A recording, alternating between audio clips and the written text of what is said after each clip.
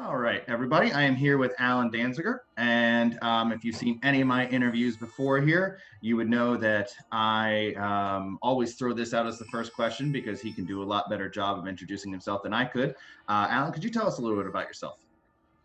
Um, well, I just turned 78 a little over a week ago, and originally I'm from New York, and actually I went to high school in New York, went to the Bronx High School of Science, and actually my best friend in that school was a fellow named Stokely Carmichael, who actually took over for John Lewis, who just passed away, and he was actually the fellow that coined the term Black Power. So that's a little fact that a lot of people don't know. And then I ended up here in Texas to go to graduate school. Went to the University of Texas and got a master's degree in psychology, and then also got a master's in social work. I was doing social work when I originally met Toby Hooper, because he was friends with a couple that were living downstairs from me. I was living in a duplex, and because of meeting Sally Richardson, who was the art director for Chainsaw, I got to be in Toby's first movie, which was a movie called Eggshells.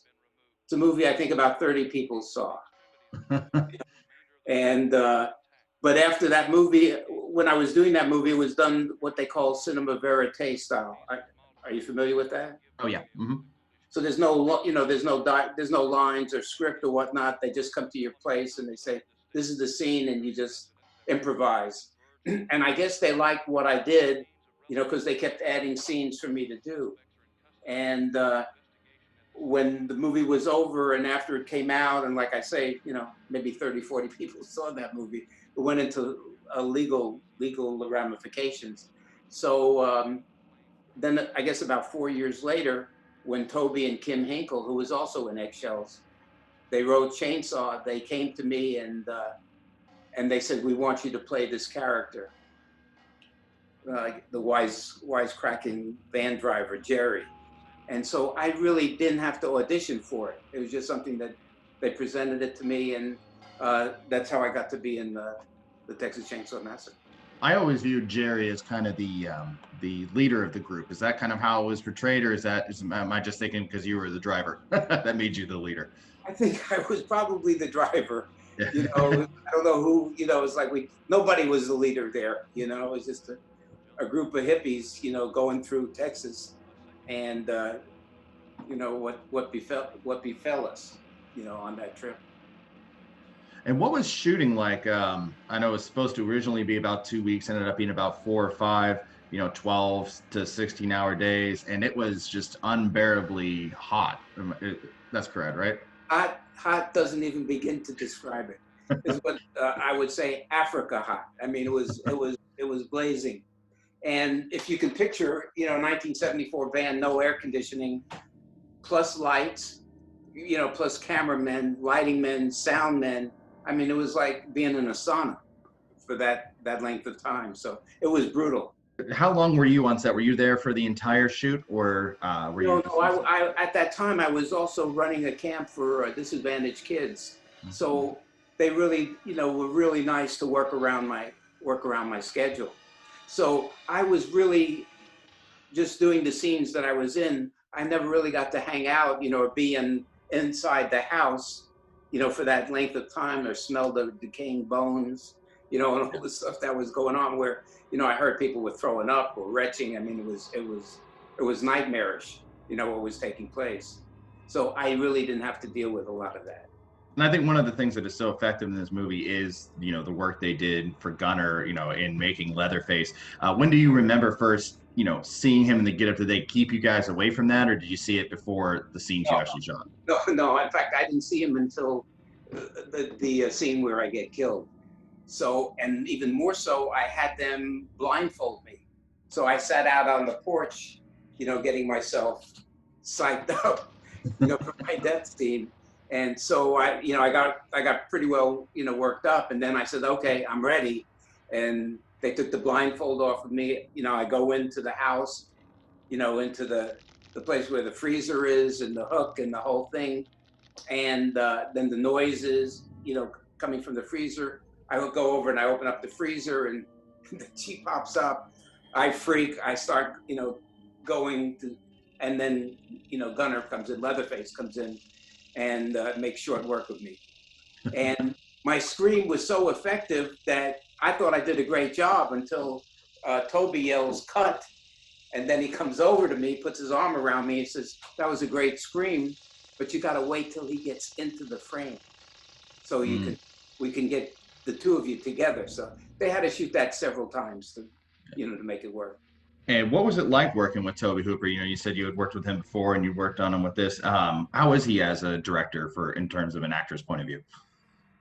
I really didn't feel like we got that much, direction. It was just a couple of times, like I said, when he called me aside, with my death scene, and he went over a couple of things when we were talking about the astrology part, where she says, Saturn's in retrograde, my aunt's in Dallas or whatever, and I said, I didn't know astrology, I didn't know, a Sagittarius from a Libra or whatever. He said, just go with the flow, and kind of make it up as you go. And that's where one of the lines is at the beginning of the movie, where I go, do you believe all that stuff your old lady is giving me the business about? That was basically just ad lib. And you took a straight hammer shot to the head in the kitchen, so to speak. How do you compare your death to some of the other characters in the film? Well, I think it was awful. In fact, I mean, we're talking about getting that hit almost 47 years later, and I'm still getting terrible headaches. So it was pretty rough. No, I'm kidding. Now, what about the things that they, for the marketing of the film based on a true story? Did they give any kind of indication of that while shooting, or is that something they did in post-production to kind of increase, viewership? I would say post-production. And I think that's really what, to me, turned the movie around. Originally, I mean, after a couple of scenes, Toby actually called me in and showed me some of the daily rushes. And he said, Alan, what do you think we could do to improve the movie? And I said, well, you can have the seats facing away from the screen. I'm kidding. But that's what I actually thought about it, because I really didn't think much was going to happen, which tells you why I don't review those kind of movies. But what I think really was a turning point in my mind was the title change from originally, I think one of the titles was going to be Leatherface. Another one was Head Cheese. And a fellow by the name of Warren Scarron came up with the name. He was with the Film Commission in Texas. And he came up with the name Texas Chainsaw Massacre. So I think that was brilliant. And then the opening scenes, the flashes and whatnot, I thought that was brilliant. And then the scroll that's at the beginning, which John Larroquette does the narration. Right. Those things, I think, help set the stage. I mean, we're talking almost 50 years ago, and people still want to talk to me. I'm amazed at that. So the movie wraps. When did you remember first kind of, hearing about it? And then, you said you saw maybe a couple of the first edits. Did you go to see this in the theater? Was there a premiere? Well, there was a premiere. In fact, friends of mine ordered, rented a limousine for me.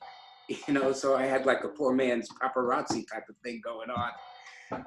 And I went and saw the trailer, for the movie. It was shown here in Austin at the, what is now the Alamo Draft House.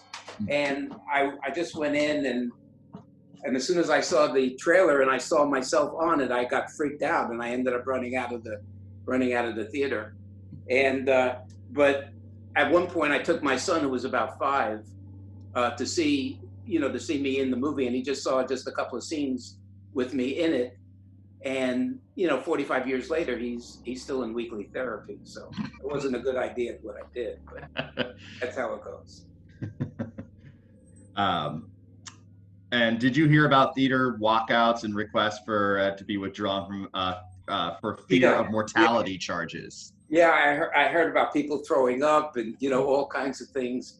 And I'm, like I say, I grew up in the Bronx, and I used to take the D train home, and I would read a fellow by the name of Archer Winston. He was a movie critic, and I used to read all of his reviews and stuff. And I read his review of Chainsaw, and he would give a stars, like 1 star, 2 star.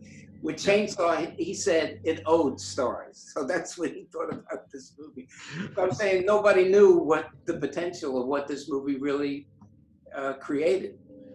Well, and I think one of the things that works so well about it is that the movie itself is relentless. I remember when I started to get into horror films, I saw Halloween and I was like, oh, there's a little bit, it's kind of scary, but it's fun. You know, as a child's play, it's kind of goofy, it's fun. Yeah. Nightmare on Elm Street, etc. And then when I got to this movie, I was like, oh wow, you know, this is scary as hell.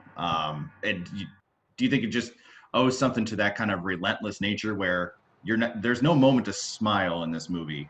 You know, unless it's for extremely macabre reasons. I think once people start entering the house, it's, you know, it's not going to be a good day. You know, in my case, it was hammer time. Yeah. Stop, hammer time. But yeah, you know, speaking of the review you gave on the other end of the spectrum here, Patrick Taggart of the Austin American Statesman hailed it as the most important horror film since George A. Romero's Night of the Living Dead. What's your thoughts on that? Well, you know, in retrospect, I'd have to agree. You know, I mean, the public is the final arbiter of it, and they're the ones that's, you know, after all these years and comparing to other ones, remakes, ones with Matthew McConaughey and Renee Zellweger, still don't hold up to the original. So I guess it's just that the believability of the characters. Nobody was known, you know, nobody knew who we were, and so I think that added to the realism, you know, of the movie. That this could actually happen. This is Texas. When do you remember the film becoming like a horror classic? Like when were, you know, people like me coming to talk to you or invite you to conventions and just, you know, the re-releases? It hit me in 2000, I think 4, when I was invited to go to my first horror convention, which was in Cleveland. It was Cinema Wasteland. Oh. And I mean, honestly, I thought I would be meeting mainly serial killer, you know, wannabes. And I met the nicest people, and they were so gracious and so nice to me. I guess I was like fresh meat, you know, for these people, because they had seen Leatherface and, you know, the bad guys, but they hadn't seen the victims. And so I had the greatest time. I signed a lot of autographs. And it was then that I realized, I said, there's something here. I mean, these people love this movie. And if they love this movie, they love the people in it. And so it just, I mean, it was amazing. We've kind of hit on this, but I'll ask you one final time here. Like you said, this movie is oh boy, I'm doing some math in my head, nearly 50 years old, but it has stood the test of time. It's up there on the Mount Rushmore. It'll be shown for another 50 years and probably onward from there. Why does this movie have such a lasting, you know, stayability here? I guess because there's that sense of this could happen. You know, this could happen to me, it could happen to you. The believability, I mean, the way it's shot, I mean, it's beautifully shot, but there's a graininess to it. It's just almost like a documentary style, you know, to it. And I think that's what's going to give it, you know, that it's going to be forever. People ask me, how come you didn't do any other movies? Well, what do you do to, you know, what am I going to do to top that? I wasn't an actor. I mean, you can tell by just talking to me. And so I was just grateful that this turned into, you know, what it was. Still to this day, as I said, the scariest movie I ever saw. And it's, I loved it and I loved you in it. And so it's been a real honor. I appreciate you cutting out a little time here to talk with me about one of my all-time, not just favorite horror films, but films in general. And yeah, thank you. Thank you so much. You were interested. I enjoyed it. And if people are interested in finding out more, they can go to my website, which is chainsawjerry.com. And I've got T-shirts and autographs, things that I can send. And actually, we're working on a couple of things. One is a possible bobblehead of my character. I'd buy that. Yeah. All right. I'll make sure I'll throw that up on the screen, and that'll be in the show notes too. The link to the website. So yeah, definitely check that out. Definitely support that. Chainsaw Jerry, right? ChainsawJerry.com. Yeah. All right. Yeah. Thanks a lot, John. It's been a blast. I really enjoyed it. Yeah. Thank you. Thank you again. I appreciate it. You got it. Take care.